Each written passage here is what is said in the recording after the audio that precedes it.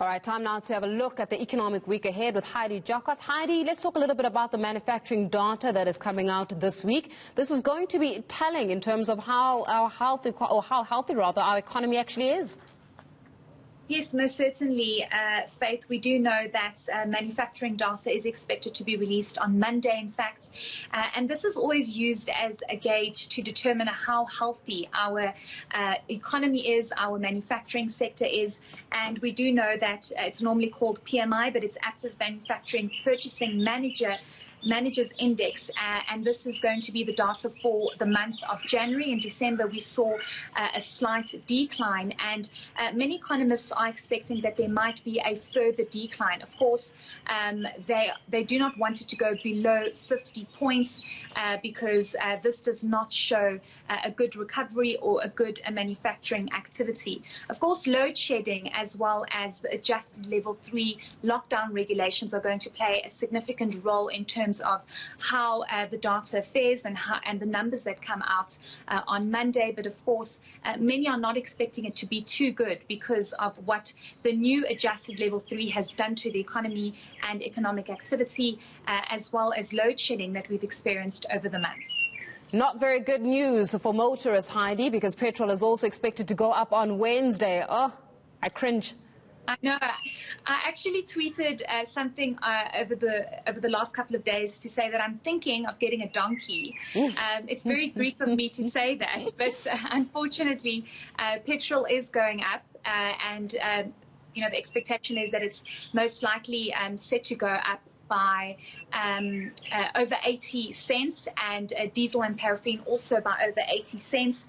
And this is all linked to the fact that international oil prices play a significant role in all of this, and the fact that South Africa continues to be vulnerable to rand weakness. So most certainly not good news in terms of that. And the matter regarding two unions, NUMSA and SACA, and the SAA Business Rescue Practitioners is in court on Monday. What are the unions asking for exactly? So what we understand is that NUMSA and SACA have taken the SAA Business Rescue Practitioners to the labour courts. They want the business rescue practitioners to pay workers 8 months' salary and not 3 months' salary. Of course, workers have not been paid since last year when the country went into lockdown and the airline decided to stop flying due to COVID-19 restrictions. So basically what the unions are saying is that they want the labour court to declare the decision by the business rescue practitioners to only pay 3 months' salary as unlawful and unfair.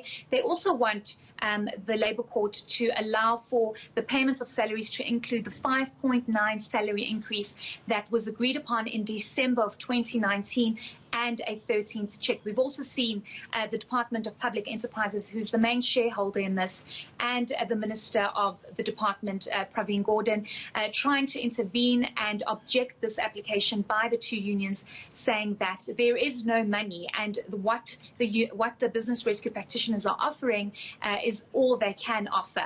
And everybody finds themselves in a very difficult financial position, including the department. So they are heading to courts on Monday. It was supposed to happen on Friday, but the court was not in position to fully study those court documents. And what can we expect the markets to look like in the week ahead?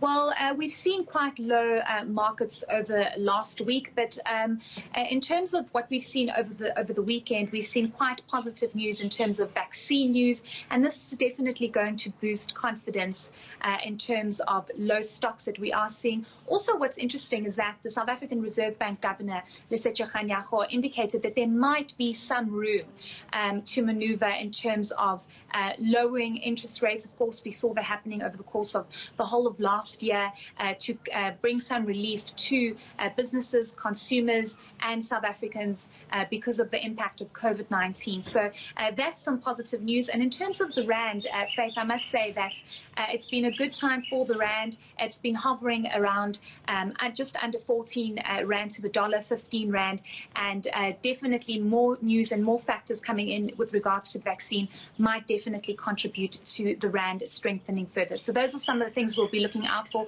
And of course, the fact that South Africa will be getting its first batch of COVID-19 vaccines tomorrow. So let's see what kind of impact that has. Thank you very much for that. Heidi Giokos will leave it there, giving us some insight in terms of the economic week ahead.